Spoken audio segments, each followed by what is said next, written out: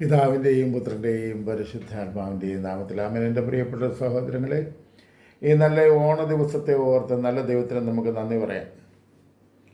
മഹാബലി എന്നൊരു രാജാവിനെ ഓർക്കുക എന്നതിനപ്പുറമായി മഹാബലിയായ ഒരു ദൈവത്തെ ഓർക്കുന്ന ഒരു നല്ല ദിവസം, എല്ലാവരെയും ഒരുപോലെ സ്നേഹിക്കുന്ന, അവൻ്റെ ജീവിതത്തിൽ കള്ളവും വഞ്ചനയും ഒന്നുമില്ല, അതൊക്കെ അവന് ചേരുന്നൊരു പേരാണ്.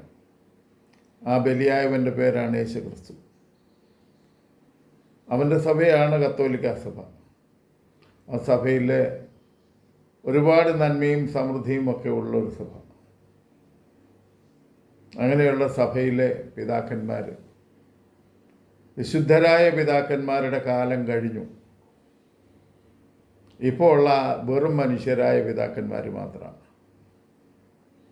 അവരുടെ വേഷവിധാനങ്ങളിലും അവരുടെ സ്ഥാനമാനങ്ങളിലും മാത്രം വലിയ സ്ഥാനം, പക്ഷെ ദൈവത്തിൻ്റെ മുമ്പിൽ സ്ഥാനം നഷ്ടപ്പെട്ടിരിക്കുന്നു. കാരണം ദൈവജനത്തെ പാപം ചെയ്യാൻ നിർബന്ധിക്കുക, അനുവാദം കൊടുക്കുക. അങ്ങനെ പാപം ചെയ്യാത്ത ഏതെങ്കിലും ദേവാലയങ്ങളുണ്ടെങ്കിൽ അവിടെ പാപം ചെയ്യാനുള്ള അവസരങ്ങൾ ഒരുക്കി കൊടുക്കുക. ആളെ പറഞ്ഞു വിട്ട് ദേവാലയത്തിലെ ദൈവഹിതമല്ലാത്തതും പരിശുദ്ധ സഭ നിർദ്ദേശിക്കാത്തതുമായ ബലി അർപ്പിക്കാനായി ബഹളം വെക്കുക. അത് സാധിച്ചില്ല, പള്ളി പൂട്ടിക്കുക. പക്ഷേ കർത്താവിൻ്റെ വലിയ സംരക്ഷണയിൽ ഒരു 4-5 ദേവാലയം വേറെ നിൽപ്പുണ്ട്. അവിടെ ചെന്ന് കടിച്ചിട്ട് കടിയേറ്റില്ല. അതുകൊണ്ട് ഇപ്പോഴും അവിടെ ബലി അർപ്പിച്ചുകൊണ്ടിരിക്കുന്നു. വിശുദ്ധരായ ഒരു മേൽപ്പട്ടക്കാരനെ, ആലഞ്ചേരി പിതാവിനെ പുറത്താക്കി. അപ്പോഴിവരെല്ലാം നിശബ്ദരായിരുന്നു. അദ്ദേഹം കുറ്റവാളിയല്ല എന്ന് കണ്ടെത്തിയപ്പോഴും ഇവരുടെ ആരുടെയും വാ തുറന്നില്ല. ഈ പുരോഹിതരെല്ലാം തിന്മ പ്രവർത്തിച്ച് വലിയ ആഴിയുടെ അഗാധതയിൽ ചെന്ന് പെടുന്നത് പോലെ പാപത്തിൻ്റെ പടുകുഴിയിൽ ചെന്ന് പെട്ടു. അപ്പോഴും അവർക്ക് സപ്പോർട്ട് ചെയ്തു. ദൈവത്തെ അറിയുന്ന, ദൈവത്തെ അന്വേഷിക്കുന്ന, ദൈവത്തോട് ചേർന്ന് നിൽക്കുന്ന മനുഷ്യൻ്റെ കണ്ണുനീരും സങ്കടവും കാണാൻ ആളില്ലാതായി. എൻ്റെ പിതാക്കന്മാരെ, നിങ്ങളുടെയൊക്കെ ആത്മാവിലെ മരണം സംഭവിച്ചു കഴിഞ്ഞല്ലോ. ഇഷ്ടപ്പെട്ട കണക്ക് ബലി അർപ്പിക്കാമെന്നും കാണുന്ന ബലിയെല്ലാം കുഴപ്പമില്ലാത്തതാണെന്നും നിങ്ങൾക്ക് എങ്ങനെ പറയാൻ സാധിക്കും?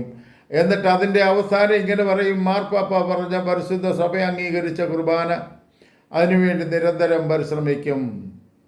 നിങ്ങളൊക്കെ എവിടെ പോയി കുമ്പസാരിച്ച് തീർക്കും? നിങ്ങൾ ഇതൊക്കെ പാപമാണെന്ന് നിങ്ങൾ ഞങ്ങളോട് പറഞ്ഞിട്ടുണ്ട്. കള്ളം പറഞ്ഞാൽ, കട്ടെടുത്താൽ, ദൈവനിഷേധം കാണിച്ചാൽ, ദൈവവിരോധത്തിനുള്ള പണി കാണിച്ചാൽ, ബലിപീഠത്തെ നിന്ദിച്ചാൽ, അതുപോലെ പരിശുദ്ധ കുർബാനയെ ആക്ഷേപിച്ചാൽ,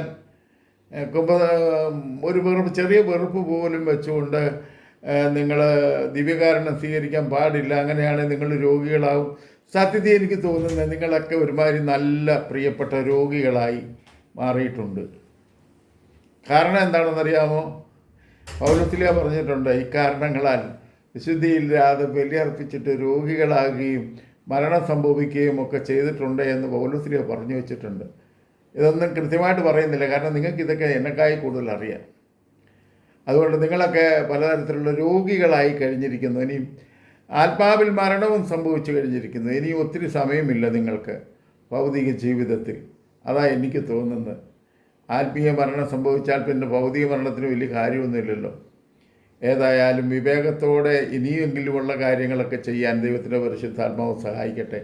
മാർപ്പാപ്പയെ അനുസരിച്ച്, അംഗീകരിച്ച്, അദ്ദേഹത്തിൻ്റെ വാക്കുകളിലൂടെ തന്നെ, അനുസരണയിലൂടെ ഒരു ബലി അർപ്പിക്കാൻ, അനുസരണ തന്നെ ആണല്ലോ ബലി, പരിശുദ്ധാത്മാവിൽ നിറഞ്ഞ് ജീവിക്കുവാൻ ഇന്നോളം വന്നിരിക്കുന്നതിനൊക്കെ എല്ലാ പിതാക്കന്മാരും നല്ലൊരു കുമ്പസാരം നടത്തണമെന്ന് പ്രത്യേകം ഓർമ്മപ്പെടുത്തുന്നു. മറന്നുപോയെങ്കിൽ, കാരണം നിങ്ങൾ ഈ എല്ലാവരെയും കുമ്പസാരിപ്പിച്ചൊക്കെ പോകുമ്പോൾ നിങ്ങളുടെ കാര്യങ്ങളങ്ങ് മറന്നുപോകും. അതുപോലെ തന്നെ നിങ്ങളുടെ ജീവിതം, നിങ്ങൾ ഈ ഉദ്ഘാടനവും വെഞ്ചരിപ്പും ഒക്കെ ഒന്ന് നിർത്തിയിട്ട് നിങ്ങളൊന്ന് പ്രാർത്ഥിച്ച് എങ്ങോട്ടെങ്കിലും മാറി ഒരു മാസമെങ്കിലും ഒന്ന് പോയിരുന്ന് നിശബ്ദതയിലൊന്ന് പ്രാർത്ഥിച്ച്.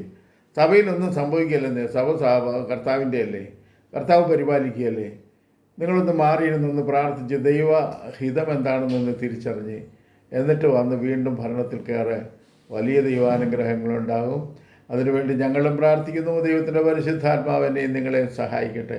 എല്ലാവിധ നന്മകളും, ഓണത്തിൻ്റെ എല്ലാവിധ നല്ല ആശംസകളും എല്ലാ പിതാക്കന്മാർക്കും എല്ലാ വൈദികർക്കും നേരുന്നു. ആമേൻ.